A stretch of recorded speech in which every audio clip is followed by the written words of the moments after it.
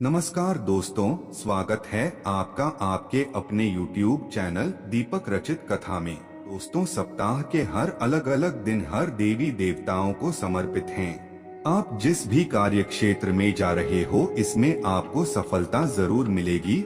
और अगर आप ये वीडियो अपने फायदे के लिए पूरा देख लेते हो तो मैं यकीनन 101% कहना चाहूँगा कि गरीबी मिटने से आपको धनवान बनने से दुनिया की कोई भी ताकत नहीं रोक पाएंगे। मैं आप लोगों को शुक्रवार संबंधी 2 पौराणिक कथा बताऊंगा। कथा ध्यान से सुनना, कथा में ही सारे छुपे हुए हैं। तो सारी जानकारी बताने से, वीडियो में आगे बढ़ाने से पहले सभी दर्शकों से गुजारिश करना चाहूँगा, कमेंट बॉक्स में जय माता लक्ष्मी जरूर लिखना। आइए कथा की ओर चलते हैं। वीडियो को ध्यान से सुनना है आपको। तो कथा के अनुसार एक बुढ़िया थी, उसका एक ही पुत्र था। बुढ़िया पुत्र के विवाह के बाद बहू से घर के सारे काम करवाती। ध्यान से सुनना, बुढ़िया पुत्र के विवाह के बाद बहू से घर के सारे काम करवाती, परंतु उसे ठीक से खाना नहीं देती थी। ये सब लड़का देखता पर माँ से अपने कुछ भी नहीं कह पाता।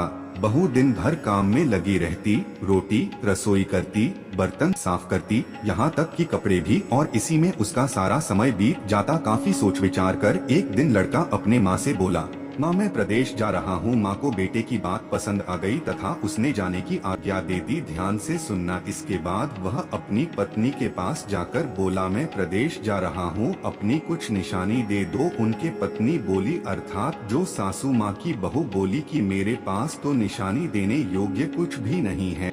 ये कहकर वह पति के चरण में गिरकर रोने लगी। इससे पति के जूते पर गोबर से सने हाथों से छप गई। ध्यान से सुनना, गोबर से सने हाथ जो हैं उनके जूते पर छप गई। उसके पुत्र के जाने के बाद, जी हाँ, बुढ़िया के पुत्र के जाने के बाद उनके सास के अत्याचार बढ़ गए। उनके पति जाने के बाद उनके सास के अत्याचार बहुत बढ़ गए। एक दिन बहुत दुखी होकर मंदिर चली गई। वहाँ उसने देखा कि बहुत सी स्त्रियां पूजा कर रही थी। उसने स्त्रियों से व्रत के बारे में, तो वहाँ पे जितने भी महिला थी वो बोली कि हम संतोषी माता का व्रत कर रही है, इससे सभी तरह के कष्टों का नाश होता है। स्त्रों ने बताया कि शुक्रवार को नहा धोकर 1 लोटे शुद्ध जल ले गुड़ चने का प्रसाद लेना है तथा सच्चे मन से माँ का पूजन करना चाहिए। खटाई भूल कर के भी मत खाना और नहीं किसी को देना। एक वक्ता अब को भोजन करना। इस तरह से उन्हें विधि भी बताया। व्रत विधान सुनकर के अब वह प्रति शुक्रवार संयम से व्रत करने लगी। माता की कृपा से कुछ दिनों के बाद पति का पत्र आया।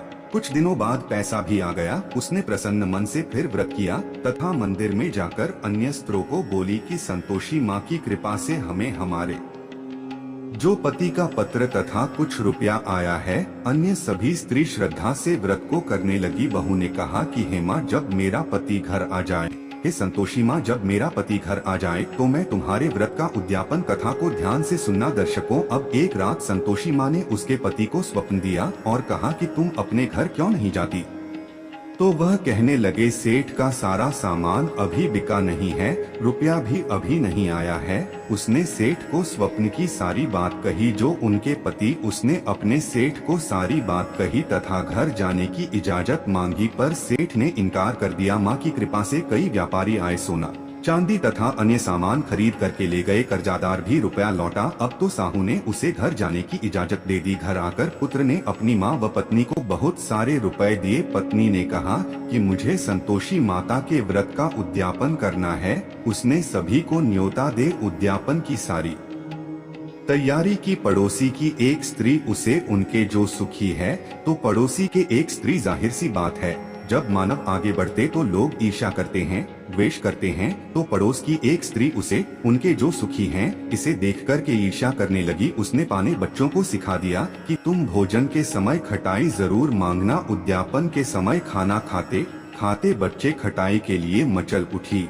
तो बहू ने पैसा देकर उन्हें बहलाया। बच्चे दुकान से उन पैसों की इमली खटाई खरीद करके खाने लगे। तो बहू जो बहू है, उन पर माता ने कौप किया। माता संतोषी हैं, ये क्रोध हो गए और राजा के दूतों से उनके जो पति हैं उसको पकड़कर के तुरंत उसी टाइम लेकर के जाने लगे तो किसी ने बताया कि उद्यापन मैंने पैसों की इमली खटाई खाई है। तो बहू ने पुनः व्रत उद्यापन का संकल्प लिया। संकल्प के बाद वो मंदिर से निकली तो राह में पति आता दिखाई दिया। पति बोला, इतना धन जो कमाया है उसका कर राजा ने मांगा था। अगले शुक्रवार को उसने फिर विधि विधान जितने भी विधि विधान पूर्वक उनसे बन पड़े व्रत का उद्यापन किया। इसे संतोषी माँ प्रसन्न हुई और 9 माह बाद चांद सा सुंदर पुत्र हुआ। अब सास बहू तथा बेटे माँ की कृपा से आनंद पूर्वक रहने लगे। देखिए, जो शुक्रवार का दिन होता है ये माँ संतोषी को समर्पित होता है। तो ये थी एक पहला कथा। मैं आप लोगों को जबरदस्त पावरफुल आज गुप्त उपाय बताने जा रहा हूँ जिससे आपके जीवन में कभी धन की कमी नहीं होगी। अब चलिए दूसरे कथा की ओर बढ़ते हैं। कमेंट बॉक्स में अभी तक जय माता लक्ष्मी नहीं लिखे हैं तो लिख देना। तो दूसरे कथा कुछ इस तरह से है। माणिकपुर नामक नगर में ध्यान से सुनना। माणिकपुर नामक नगर में 3 मित्र रहते थे।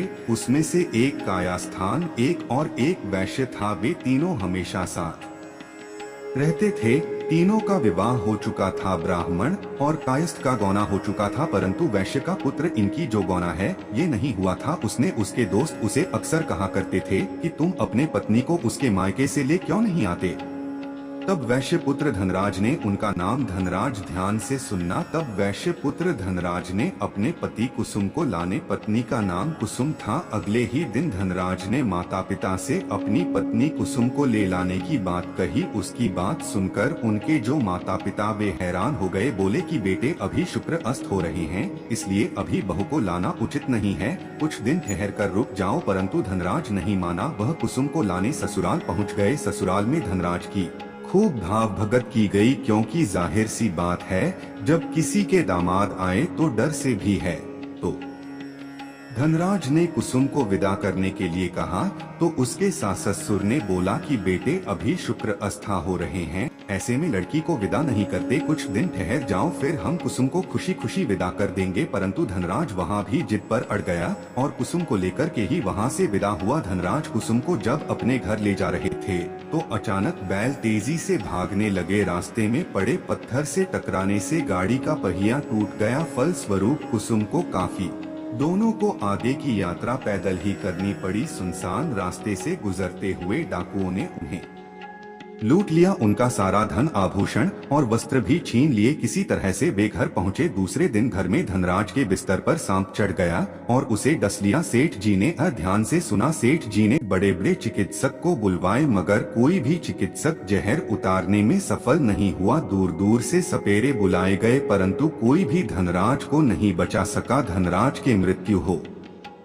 गई। उसी समय पंडित ने ध्यान से सुना। उसी समय पंडितों ने सेठ जी को एक बात बताई कि आपके बेटे ने शुक्र अस्त होने पर बहू को विदा करा लाने की भूल की है। यदि आप शुक्रवार की पूजा अर्चना करें और बहू शुक्रवार का व्रत करे तथा कथा सुनकर प्रसाद, तो शुक्र देवता की अनुकंपा से धनराज पुनः जीवित हो सकता है। सेठ जी ने पंडितों की बात मानकर अपने मृत बेटे और बहू को वापस उसके ससुराल भेज दिया। कुसुम ने अपने घर अर्थात अपने कहा जाए मायके पहुँच करके शुक्रवार का व्रत और पूजन पाठ किया। उसने अपने पति की गलती के लिए शुक्र देवता से क्षमा मांगी। फलस्वरूप धनराज जीवित हो उठा। धनराज के जीवित हो जाने से घर में खुशियां भर गई। उधर धनराज के माता पिता ने बेटे की जीवित होने का समाचार सुना तो शुक्रवार का व्रत किया और गरीबों को अन्न, वस्त्र, धन का दान किया। शुक्र के उदय होने पर धनराज अपनी पत्नी कुसुम के साथ घर वापस लौट आया। दोनों पति पत्नी शुक्रवार को अविधि शुक्रवार का विधि विधान से व्रत करते हुए शुक्र की पूजा करने लगा और उनके घर में धन धान की वर्षा होने लगी। ऐसा कहा जाता है उनके सभी कष्ट दूर होते चले गए। परिवार के सभी जितने भी वहाँ पे लोग रहते थे सब आनंद पूर्वक रहने लगे। देखिए, जो शुक्र देवता, इसे व्यवहारिक शुक्र देवता कहे गए हैं। जो शुक्र देवता प्रसन्न होते हैं तो मानव को तेजी से धन प्रदान करते हैं। हम कई बार आप सभी दर्शकों को बोलते हैं कि जो लोग अपनी कुंडली में शुक्र को मजबूत कर लेते हैं, ऐसे मानव के जीवन में भी फिर कभी धन का अभाव नहीं होता। जो बच्चा पैदा करने में असमर्थवान होते हैं, ऐसे मानव को भी शुक्र की रत्ना जरूर धारण करना चाहिए। देखा जाए तो शुक्र की जो रत्न कहे गए हैं वह है हीरा, परंतु आम जन लोग हीरा नहीं धारण कर पाते। तो क्या करना चाहिए? तो शुक्र को अगर प्रसन्न करना तो ओपल धारण कर सकते हैं। पुरुष हैं तो 5 से 7 रत्ती के बीच में अगर ओपाल धारण करते हैं। घर से काम पर निकलते समय थोड़ा सा आप चाहते हो तो चीनी खा करके जरूर निकले। जो लोग संतोषी माता को मानते हैं उनके लिए व्रत रखें।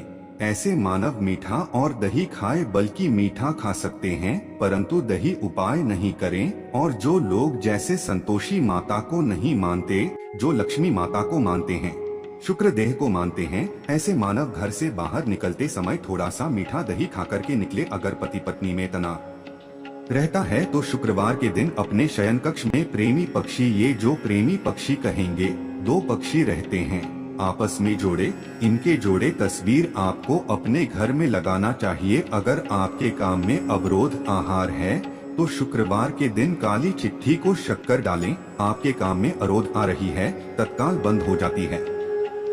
देखिए, गजलक्ष्मी माँ की उपासना करने से शुक्रवार के दिन संपत्ति और संतान की प्राप्ति होता है। जो मानव गजलक्ष्मी माता की उपासना करते हैं ऐसे मानव को बिल्कुल ही न समाप्त होने वाला संपत्ति और संतान की प्राप्ति होता है। वीर लक्ष्मी माता की इस दिन उपासना करने से सौभाग्य स्वास्थ्य की प्राप्ति होता है, क्योंकि लक्ष्मी की 8 स्वरूप कहे गए हैं। लक्ष्मी का एक स्वरूप कुछ लोग क्रोध आने पर भोजन की थाली फेंक देते हैं। इस तरह की आदत धन वैभव एवं पारिवारिक शुक्ल के लिए नुकसानदायक होता है, नहीं फेंकना चाहिए। घर में स्थायी सुख और समृद्धि हो तो अगर आप चाहते हो घर में आपके स्थायी सुख एवं समृद्धि बने रहे तो पीपल के वृक्ष की छाया में खड़े होकर के, जी हाँ, लोहे के बर्तन में जल, चीनी, घी तथा दूध मिलाकर के पीपल के वृक्ष की जड़ में शुक्रवार के दिन डालना चाहिए। घर में लंबे समय तक अगर सुख समृद्धि नहीं आ रही तो तांबे के लोटे में डाल सकते हैं। बिल्कुल इनके जड़ में डालें। घर में अगर बार बार धन की हानि हो रही है तो शुक्रवार के दिन घर के मुख्य द्वार पर गुलाल छिड़ा करके गुलाल पर शुद्ध घी का 2 मुखी जो दीपक होता है ये जलाना चाहिए। काफी राम उपाय कहे गए घर में सुखी समृद्धि लाने के लिए। आप ये सारे उपाय करें ना करें, एक उपाय और बता रहा हूँ। इस दिन संध्या काल के समय में ना दिन हो ना रात हो, जिसे हम संध्या काल के समय बोलते हैं। संध्या काल के समय में गौ माता को गुण और चने खिला देना। संध्या काल में क्या करना है, आपको गौ माता को गुण और चने खिला देने हैं। कोई उपाय करने की जरूरत नहीं, बस इसी उपाय से सारे जीवन आपको धन की कमी नहीं होगा। 8 तरह के लक्ष्मी इस उपाय से सिद्ध होते हैं, परंतु संध्या काल के समय में संध्या बेला में आपको खिलाना ना दिन होना चाहिए ना रात होना चाहिए, संध्या बेला होना चाहिए। जो सूर्य है वो लालिमा कलर की दिखना चाहिए। तो गुण और चने खिलाने से मानव को सभी तरह के देवी देवताओं के आशीर्वाद हासिल होते हैं, क्योंकि नवग्रह के साथ सभी देवी देवता किसमें बसते हैं,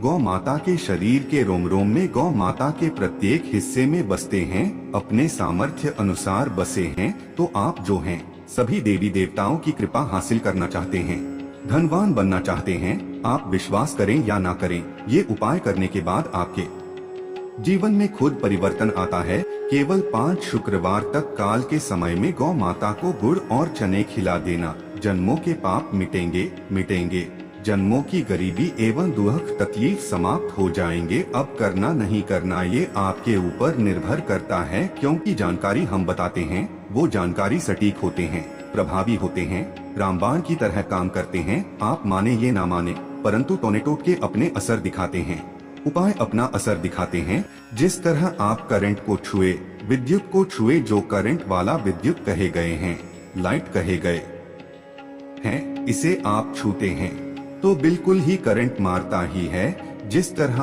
आप आग में रखते हैं, आप जाने या ना जाने फिर भी आपके हाथ जलेंगे, उसी तरह जो ये सरल उपाय होते हैं, आप माने या ना माने, अपना असर बिल्कुल ही दिखाता है। तो आज की जानकारी पर समाप्त करता हूँ। दर्शकों, जनहित एवं जन कल्याण के लिए हमने आज की इस वीडियो में बहुत सारे उपाय बताए। जो उपाय आपको अच्छा बन पड़े वो